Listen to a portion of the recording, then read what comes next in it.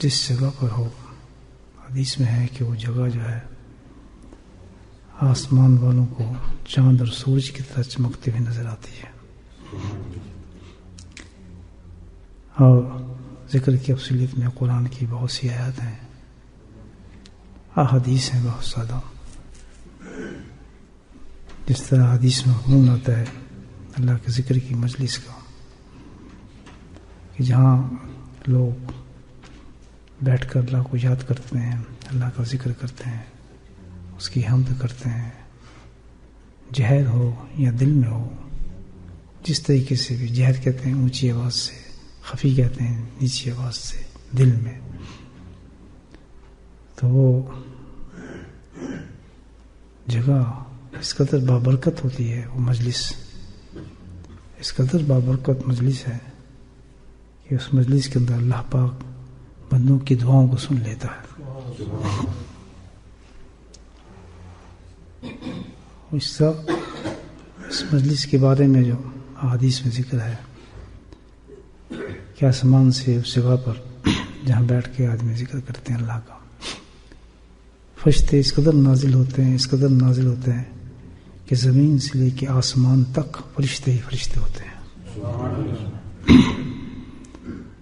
آپ اندازہ لگائیں کہ جس وقت آپ اور میں یہاں موجود ہیں، اس سے بڑی کوئی مجلس ہو سکتی ہے؟ کتنی بڑی بڑی مجلس ہو رہی ہیں دنیا کے اندر، جس کو سب کہہ رہے ہیں بہت بڑی مجلس ہے، بہت بڑی میٹنگ ہے. انگلش میں میٹنگ کہتے ہیں اس کو، بہت بڑی میٹنگ ہے. اور جس کو اللہ پاک یہ اعزاز بخشے، اتنی قیمتی چیز ہو، اس میں میرا اور آپ کا موجود ہونا کس قدر اللہ کی رحمت ہے. یہ ہے اللہ کی رحمت.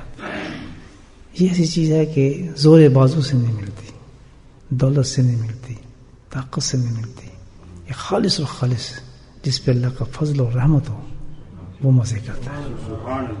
معمولی چیز تو نہیں بھائی. کتنی بڑی مجلس سے آپ بتائیں کہ پورا زمین آسمان اس وقت جو ہے وہ فرشتوں سے بھرا ہوگا. تو جب ہم دعا کرتے ہیں تو سارے فرشتے، ملین کروڑ فرشتے، سب کے سب اس دعا کے ساتھ آمین کرتے ہیں. تو بیٹھے پڑھ رہے تھے، ذکر کر رہے تھے، آپ سے ساتھ ہی آ کے نا آرام فرمانا شروع کر دیا. اور منہ ان کی طرف، ٹانگیں ان کی طرف تھیں اور منہ دوسری طرف تھا. بڑے آرام سے راحت فرما رہے تھے، محظوظ ہو رہے تھے ان کے ذکر سے، محظوظ ہو رہے تھے جب ذکر کر رہے تھے.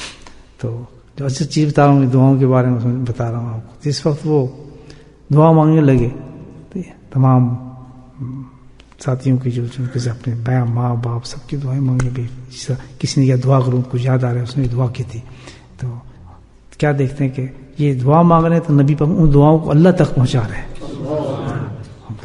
پہنچا رہے ہیں. یہ ذکر کی مجلس کی بات کر رہا ہوں دوستوں، معمولی چیز نہیں ہے، بڑی قیمتی چیز ہے.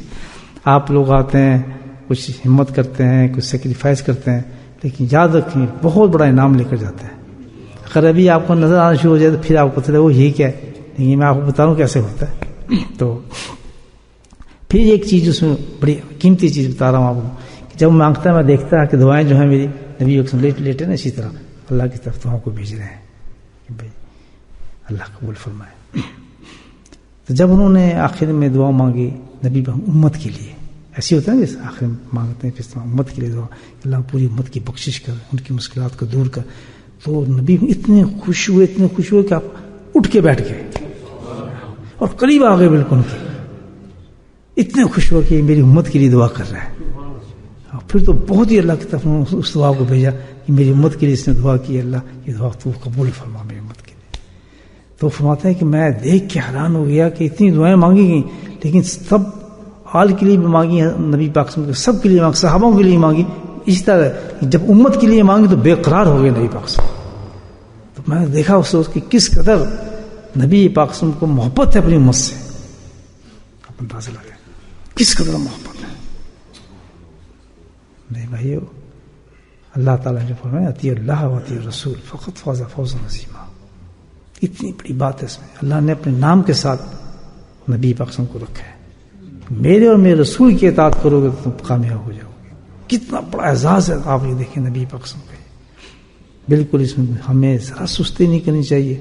اطاعت رسول کے اندر یاد رکھیں.